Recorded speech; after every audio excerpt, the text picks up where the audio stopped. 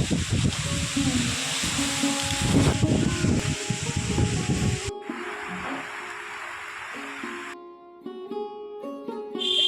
Friends, good afternoon. তো দেখো এখন বাজে আড়াইটার সময় আমি চলে এসেছি ছাদের উপরে। তো দেখো কি মেঘ করেছে, পুরো কালো হয়ে এসেছে। আর এদিকে দেখো গাছপালা যেন একবার উথাল পাথাল করছে, একবার এদিক একবার ওদিক, কি ঝোড়ো হাওয়া বইছে, তাই না? তো আজ হচ্ছে সেই দিন, রেমাল ঝড়, তাই তো? তো রেমাল ঝড় আমাদের সবার মনে একটা আতঙ্কের সৃষ্টি, যে এই বুঝি ঝড় চলে আসলো।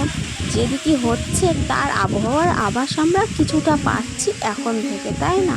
তো চলো ফ্রেন্ডস, আমাদের সবাইকে সাবধানে থাকতে হবে। আর দেখো কি কালো মেঘ করেছে, তাই না? বাবা মায়ের মুখে শুনেছিলাম ছোটোবেলায় কালবৈশাখী ঝড়ের কথা, ঘূর্ণিঝড়ের কথা। তো তখন আমরা অনেকটাই ছোট। তো ছোটোবেলায় যখন স্কুল থেকে বাড়ি আসতাম, তো আমরা বলা বলি করতে আসতাম, কালবৈশাখী ঝড় উঠবে, শিগগির বাড়ি চল সবাই মিলে, তাই না? কিন্তু বুঝতাম না তখন কালবৈশাখী ঝড় কী। এখন বুঝি ঝড় কী জিনিস, তাই না? তো চলো ফ্রেন্ডস, দেখছো ঝড়ে কিন্তু গাছপালাগুলো এদিক ওদিক করছে। তো ওরাও কিন্তু এদিক ওদিক করে কিন্তু আবার ঠিক জায়গা মতন সোজাভাবে দাঁড়িয়ে আছে। তো আমাদেরও ঠিক মানুষের জীবন, তাই না? মানে আমাদের জীবনে যতই ঝড় আসুক না কেন, আমাদেরকেও ঠিক সোজাভাবে দাঁড়িয়ে থাকতে হবে। প্রাকৃতিক দুর্যোগ বিপর্যয়ে ওরাও যদি সেই যুদ্ধটাকে জয় করতে পারে, ওদেরও তো জীবনে কত ঝড় আসলো, তাই না? তো ওদেরও জীবনে, প্রত্যেকটা জীবনে একটি না একটি ঝড় তো আসতেই থাকে, ঠিক যেমন আমাদের মানুষের জীবনে আসে। তো এত প্রাকৃতিকের জীবনে যদি ঝড় আসে, তারা যদি না ভাঙে, ঠিক জায়গায় স্ট্যান্ডভাবে সোজা হয়ে দাঁড়িয়ে থাকতে পারে, তাহলে আমরা কেন পারবো না? আমরা তো মানুষের জীবনেও ঝড় আসলে মানুষও সোজা হয়ে দাঁড়িয়ে থাকতে পারে। আমরা ভাঙবো না, আমরাও সোজা হয়ে দাঁড়িয়ে থাকবো। তো আমাদেরও জীবনে স্বপ্ন আছে, তো ভেঙে গেলে সেই স্বপ্নটা আমরা পূর্ণ করব কী করে, তাই না? তো এদিকে দেখো বৃষ্টিও শুরু হয়ে গেছে।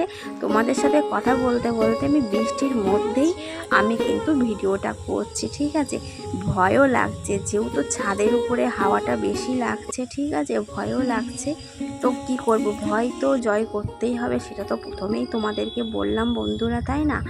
তো আর যেটা বলবো সেটা হচ্ছে, তো আমার সবথেকে মনে পড়ে আয়লা ঝড়ের কথা। তো সে সময় ছিল 2009 সাল। আর 2009 সাল সম্ভবত 20শে মে, হ্যাঁ 20 তারিখ। তার কারণ 18 তারিখে আমার মনা হয়েছিল, আর হচ্ছে 20 তারিখ আমার ডিসচার্জ হয়েছিল। তো এমনই একটা খুব খারাপ দিন আমার সাথে ঘটেছিল সেদিন। একদিকে দাদু মারা গিয়েছিল, দাদুর শ্রাদ্ধের কাজ, আর অন্যদিকে আমি মনাকে নিয়ে হসপিটাল থেকে ফিরছিলাম, গঙ্গা নার্সিংহোম থেকে আমি ফিরছিলাম মনাকে নিয়ে। তো ডিসচার্জ হয়ে গেছিলো, সকালবেলায় ডিসচার্জ করে দিয়ে গেছিলো। ঝড়ের জন্য বেরোতে পারছিলাম না, এদিকে দাদু ভাইয়ের কাজ, শ্রাদ্ধের কাজ, ঠিক আছে? তো সেই ঝড়টা আমি কোনোদিনও ভুলবো না, যে কী অবস্থার মধ্যে আমি মনাকে নিয়ে এসেছিলাম। তারপরে মা আবার আমাকে রেখে আবার দাদুর শ্রাদ্ধের কাজে গেছিলো। কি একটা মানে মাও সেদিনকে জন্য সমস্ত ভয় কাটিয়ে একটা জীবনের সাথে লড়াই করে বনগাঁ থেকে রামচন্দ্রপুর আসা, তারপরে আবার রামচন্দ্রপুর থেকে আবার পাঁচপোতায় দাদু বাড়িতে আসা, মাও যেন কোনো কিছুকে হার মানেনি, তাই না? তো চলো যাই হোক, সেটা ছিল আয়লা ঝড়। সেটা আমার কাছে খুবই একটা মানে গুরুত্বপূর্ণ, আমি কখনোই ভুলবো না। তারপরে দেখলাম আমফান, সেটা আমার জীবনে আরও বেশি একটা অভিজ্ঞতা। কারণ তোমরা সবাই জানো আমরা গরিব, ঠিক আছে, আমাদের সেরকম কোনো পাকা ঘর বাড়ি নেই যে ঝড় আসলে আমরা ভয় পাবো না। আমরা টিনের ঘর আমার। তো সেই সময় মানে এমন একটা পরিস্থিতি হয়েছিল আমফান ঝড়ের সময়। তো আমি মানে ছোটো মনা হয়েছে সেই সময়, ছোটো মনা তখন খুবই ছোট। তো আমি ছোটো মনাকে কোলের মধ্যে নিয়ে চুপ করে বসেছিলাম আর শুধু কাঁদছিলাম, আর আমি গীতার মন্ত্র বলছিলাম, ঠিক আছে, আর ভগবান শ্রীকৃষ্ণকে স্মরণ করছিলাম। যত মানে মন্ত্র আছে আমি বলছিলাম আর ভগবানকে ডাকছিলাম, ঠিক আছে। আর একদিকে মানে এমন হাওয়া হচ্ছিল, মানে ঘরের টিন, মানে আমার ভাসুরের মানে ঘরের টিন তো একদিকে উড়ে যাচ্ছিলো। এই ভাবলাম যে আমার ঘরের টিনটা হয়তো এবার উড়ে যাবে, আমার ঘরের হয়তো ছাদ, মানে আমার যে মাথার উপরে যে চালটা, সেই চালটাও হয়তো আমার থাকবে না, হয়তো এই ঝড়ের সাথে সাথে আমাদের সবাইকে উড়িয়ে নিয়ে চলে যাবে। কিন্তু আজ ভগবান ছিল বলে আমার আশেপাশে সব ঘরের টিন উড়ে গেছিলো, কিন্তু আমার যে ঘরটা ছিল সেই ঘরের মানে ছাদটা আমার ছিল, আমার ওড়েনি। এটাও ভগবানের একটা অসীম কৃপা, ঠিক আছে। তো আমফান ঝড় আমি খুব কাছ থেকে দেখেছি, আর সেই অভিজ্ঞতা তো আমার কিছুটা আছে, ঠিক আছে। তো এখন রেমাল ঝড় ভীষণ আতঙ্ক, তো সবারই মনে একটা আতঙ্ক। যত সন্ধ্যা হচ্ছে আর মানুষের মানে জীবনে যেন একটা আতঙ্কের সৃষ্টি হচ্ছে মনে মনে, ঠিক আছে। কি জানি কি হবে, কতটা কি হবে, সত্যি কি আমফানের মতন হবে? যতই তার গতিবেগ 135 কিলোমিটার থাকুক না কেন, কিন্তু আমফানের গতিবেগ ছিল 146 কিলোমিটার, আর রেমালের গতিবেগ 135 কিলোমিটার। তবুও তো ঝড়, তাই না? কি জানি কেমন হবে, কতটা হবে, কতটা হবে, মানুষের জীবনে কতটা ক্ষয়ক্ষতি হবে। তো এখনও আমরা আমফানের যে একটা ক্ষতিগ্রস্ত হয়েছিল, সেই ক্ষতিগ্রস্ত আমরা কাটিয়ে উঠতে পারিনি এখনও পর্যন্ত।